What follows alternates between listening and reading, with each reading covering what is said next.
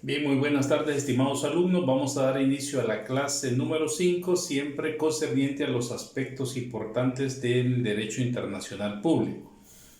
En la última clase, haciendo una retroalimentación, habíamos hablado hicimos un análisis sobre las normas Jus Cogens, normas con efecto erga omnes.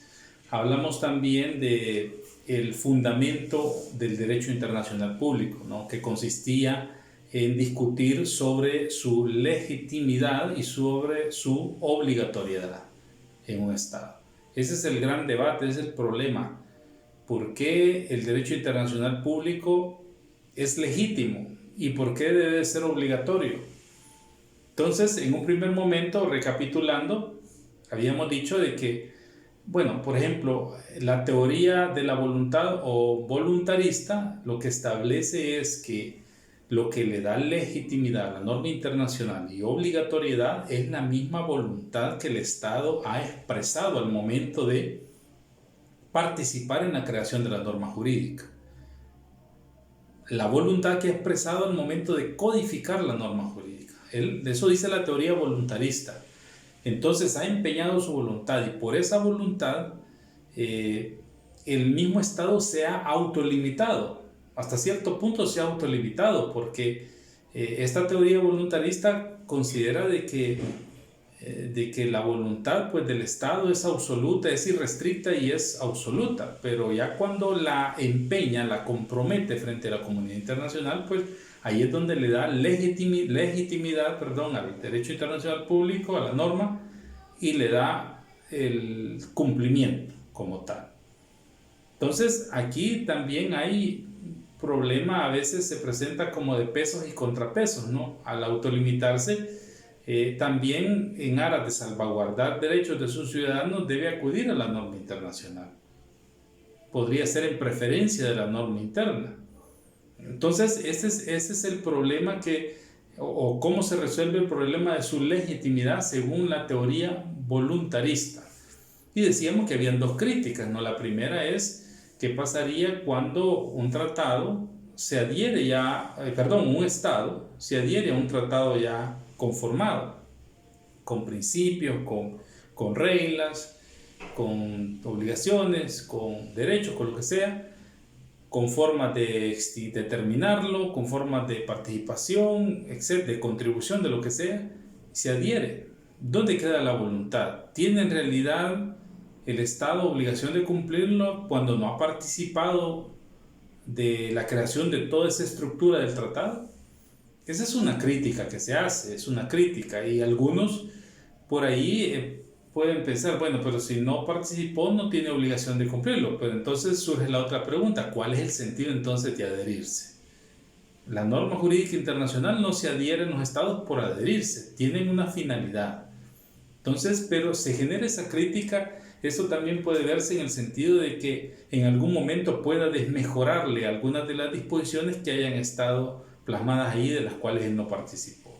Sin embargo, pues ese problema se resuelve ya con otras instancias o otras situaciones ya a nivel legislativo.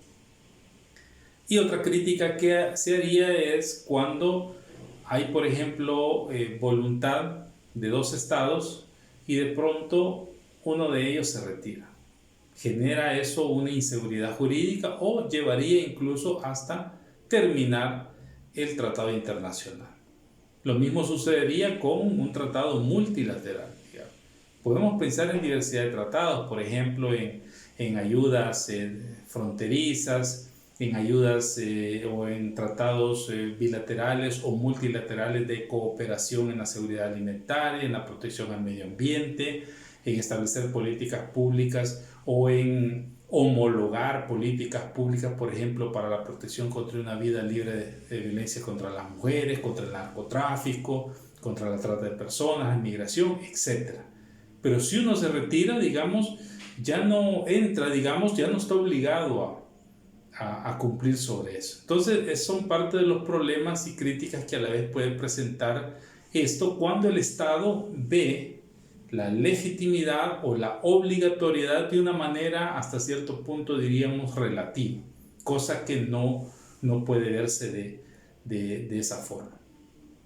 Por eso decíamos, surgió también la teoría objetivista, ¿sí? La teoría objetiva, en razón de esto de la legitimidad y de la obligatoriedad que tiene el derecho internacional público. Y esta, así yendo al grano, dice, mire, el derecho internacional, la norma jurídica internacional es obligatoria y es legítima, simple y sencillamente porque los estados buscan crearla por principios y normas a nivel internacional, que son diferentes a los principios y normas del derecho interno.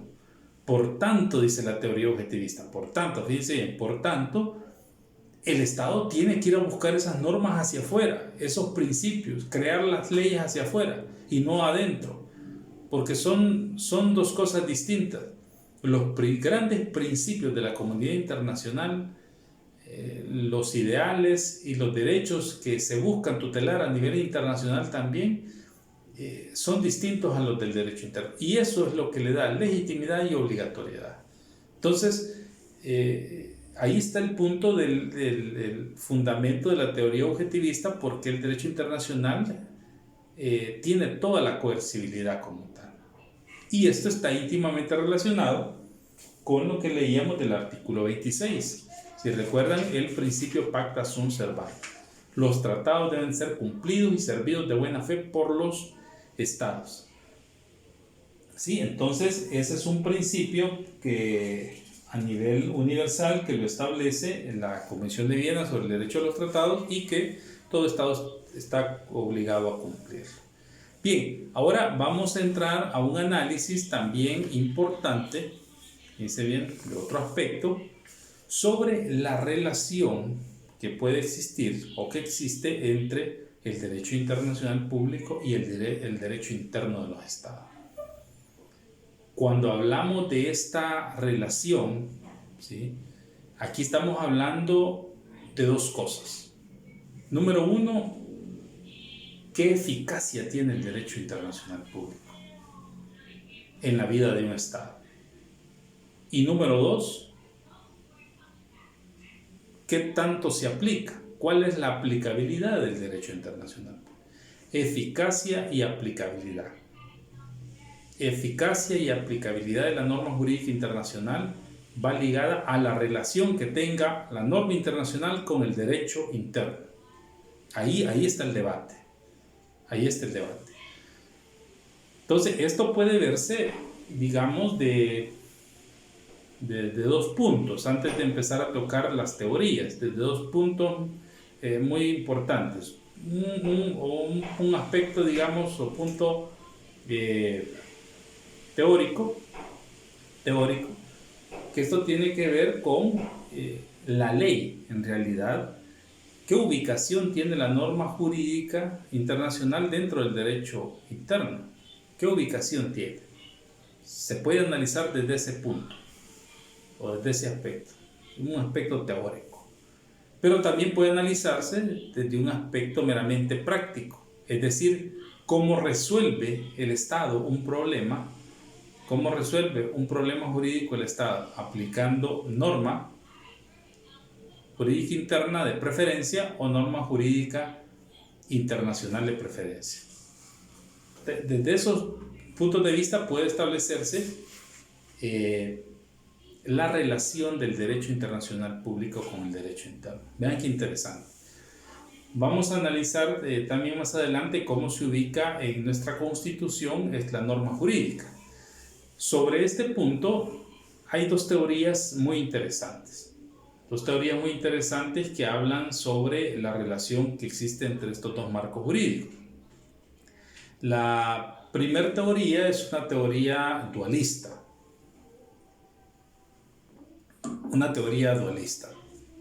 Albert Verdross es uno de los precursores de esta teoría dualista.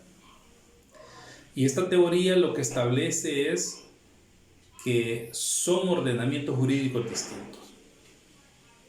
El DIP o Derecho Internacional Público es distinto al derecho interno de los estados. Por dos razones principales. Fíjense bien, hay dos razones principales que llevan a establecer la diferencia. La primera es que el derecho internacional público rige relaciones entre estados y rige relaciones entre estados y organismos internacionales. Ese es el primer fundamento de esta teoría dualista, ¿no? Establece la diferencia.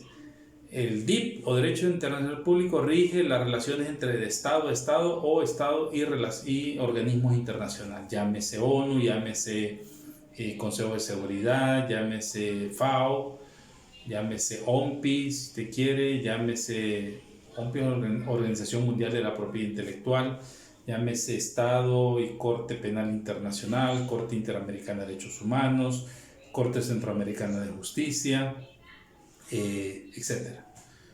Sobre esas relaciones regula el derecho internacional.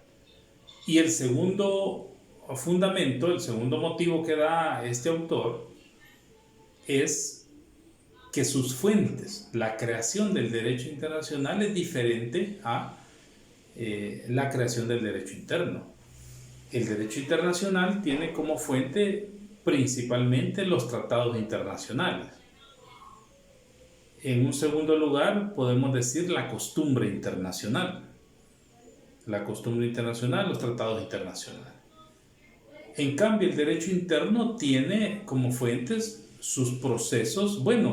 Las fuentes de formación del derecho interno pueden ser varias, no solo el proceso de formación de ley que establecen nuestras constituciones,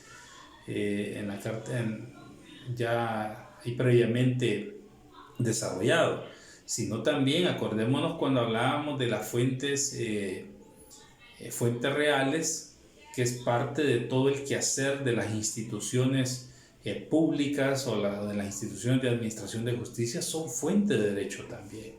Las prácticas cotidianas que se van dando en los tribunales, en las policías, en los institutos de medicina legal, en los tribunales de cualquier área, civil, mercantil, laboral, familia, lo que sea, en un momento determinado, todos los casos que se van viendo ahí, cómo se va resolviendo el problema, puede ser fuente de norma jurídica interna. Los eventos sociales como tal. Los eventos sociales son fuente de derecho. Cómo va cambiando la sociedad, cómo se va moldeando, etc. Entonces dice la teoría, mire, son distintas las fuentes, cómo se crea el derecho, y son distintos los destinatarios. Entonces estamos hablando de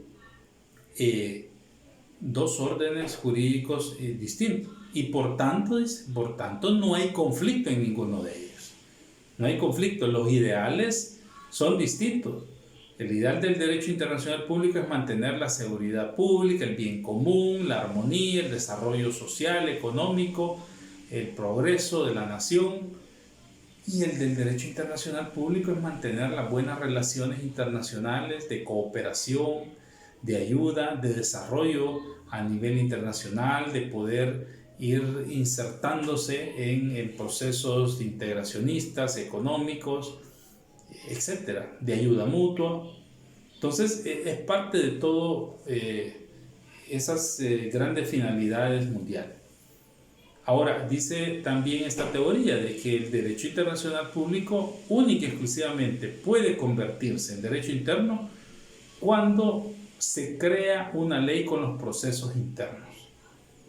Algunos son más atrevidos y dicen, mire, basta con un decreto ejecutivo que se cree como parte de una norma jurídica, se crea un decreto ejecutivo y se aplica.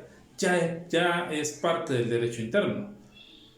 Pero la regla es que debe de codificarse dentro de un país a través de los procesos internos, es decir, crear una norma jurídica. Por ejemplo, diríamos, si hablamos del Estatuto de la Corte Penal Internacional, por ejemplo, según esta teoría, para que eso fuera norma interna del Estado y pudiéramos hablar de un ordenamiento jurídico igual, tendría que crearse acá una norma, por ejemplo, norma o código de procedimientos para la interposición, denuncia e investigación de delitos relacionados con el Estatuto de Roma, por ejemplo.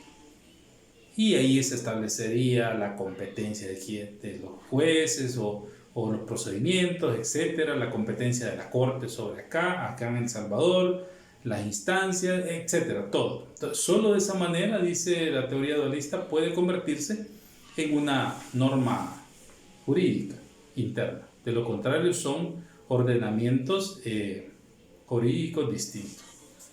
Pero también hay otra postura sobre la relación que existe, y es la teoría monista. La teoría monista establece el aspecto de que la norma jurídica internacional con la norma interna es un solo cuerpo de leyes. Es un solo cuerpo de leyes.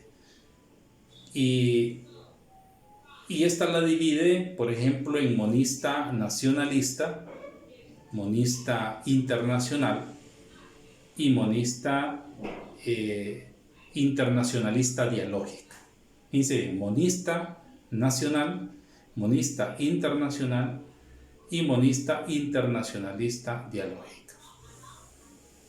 Entonces, ahora, ¿cuál es el fundamento? ¿Cuál es el fundamento que tiene esta teoría? Bueno, la teoría dice, mire, el DIP, Derecho Internacional Público, nace por voluntad soberana del pueblo, nace dentro del derecho interno, porque son nuestros representantes los que buscan la norma, y el derecho interno es el que le da vida.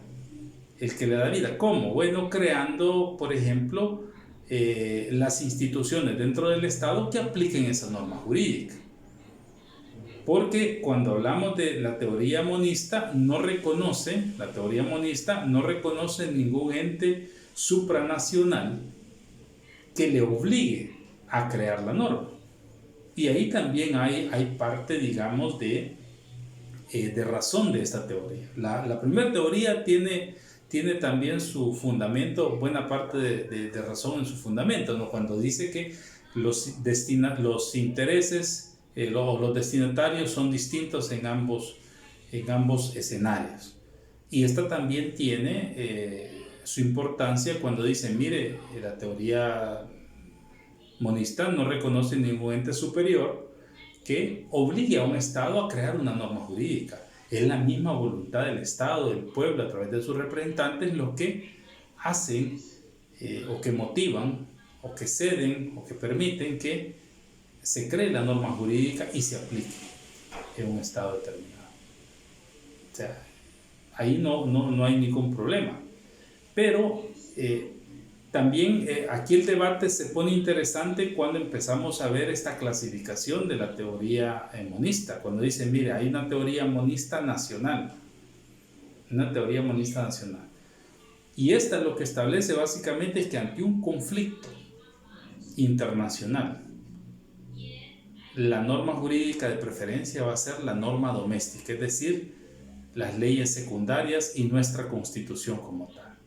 Y que la norma internacional, desde luego, va a tener cabida, va a estar ubicada dentro de la normativa, va a estar clasificada dentro de la normativa constitucional y puede estar incluso, no es incluso, sino que está inyectada, está también íntimamente relacionada con nuestros códigos secundarios, llámese Código Penal, Código Procesal Penal, Código de Procedimientos Administrativos, llámese leyes de libertad de expresión, leyes de familia, leyes de violencia intrafamiliar, trata de personas, tortura, medio ambiente, de lo que sea, tributos. O sea, están inyectados ahí las normas constitucionales. Bueno, ustedes saben que de pronto cuando uno anda litigando y presenta algún escrito, en cualquier área del derecho, siempre tenemos la costumbre de andar buscando normativa internacional. Si decimos, bueno, mire, vamos a seguir un juicio, por ejemplo, de menores, un proceso de menores o una ley contra la niñez un proceso contra la niñez y adolescencia. Bueno, busquemos la normativa internacional que habla de esto también para fundamentar aún mucho mejor nuestra petición o para qué dice la norma jurídica internacional sobre esta situación. O sea, tenemos esa, digamos, cultura jurídica de ir buscando, y porque sabemos que está dentro de nuestro ordenamiento jurídico. Ahora, la monista nacional habla de que, no obstante esté, siempre va a tener preferencia en nuestra Constitución. Entonces, la norma jurídica internacional vendría a ser como un soporte más, ¿sí? Una ayuda más, como una expresión de la comunidad internacional frente a ese problema que estamos discutiendo. Cosa que en un momento determinado, pues a mi juicio, de manera así general, no ayudaría mucho a la resolución de conflictos jurídicos o conflictos sociales en nuestro país. Porque en realidad, si la tenemos nada más como un referente y la mencionamos, que la comunidad internacional también está de acuerdo con eso, pero no hay mayor intención o no hay, digamos, una posibilidad de que ante un fallo injusto o un fallo que no esté de acuerdo a la ley podamos acudir a una instancia mayor. Entonces, pues como que no hace falta eso, ¿no? Como que no tendría mayor efecto. Pero bueno, esa es una postura. La otra es cuando es una teoría monista internacional, que acá es a la inversa. Es a la inversa donde la norma internacional tiene preferencia sobre la norma secundaria. Esto desde luego va a generar un conflicto de aplicación de la norma, de interpretación, porque claro, digamos, para la norma secundaria, pues podemos decir el problema puede ser superable. El problema puede plantearse cuando se enfrente a nuestra Carta Magna, nuestra Constitución, donde existen los principios y garantías fundamentales de todos, las formas de gobierno, etc. Y se trate de aplicar una norma internacional por encima de la Constitución. Cosa que en pleno siglo XXI, pues creo de que sería bastante difícil que existiera eso. Sin embargo, por muchas razones, ¿no? La seguridad del Estado, la construcción siempre de lo que hablábamos en las primeras clases después de la posguerra, con toda esta gama de normativa internacional protectora de derechos humanos, derechos fundamentales, tenemos que ir construyendo un Estado constitucional, social y democrático de derecho. En ese sentido, pues tampoco podemos dejar la puerta abierta a que toda la normativa internacional quiera regir la vida de un país, de una nación. Tampoco puede tratarse de eso, pero sí pueden haber algunos aspectos importantes o algunas excepciones donde bajo un análisis muy especial puede aplicarse la norma internacional con preferencia. Y eso es lo que nos lleva al tercer nivel de esta teoría, la teoría monista. Dice la teoría monista internacional dialógica. Teoría monista internacional dialógica. Y esta tiene que ver básicamente que cuando hay un conflicto jurídico concerniente a derechos humanos o concerniente a derechos fundamentales, debe aplicarse de preferencia la norma que más proteja a ese derecho o la norma que de manera extensiva esté protegiendo ese derecho. Es decir, se va a aplicar el principio pro homine o pro persona. Aquella norma que tenga un mayor alcance de protección, porque puede darse el caso, por ejemplo, imagínense de que, por decir algo, el derecho al agua, al recurso hídrico, en nuestra Constitución no está como un derecho humano fundamental. No está constitucionalizado, podríamos decir, ese derecho. Podemos decir, bueno, el Estado se encargará de conservar la salud de sus habitantes, conservará las cuencas, los ríos, etcétera, pero no está constitucionalizado decir que es un derecho humano fundamental. Y de pronto, ante este conflicto, que para muchos estudiosos en el área avecinan que va a ser el motivo de la Cuarta Guerra Mundial, perdón, de la Tercera Guerra Mundial, ya me pasé una guerra, de la Tercera Guerra Mundial,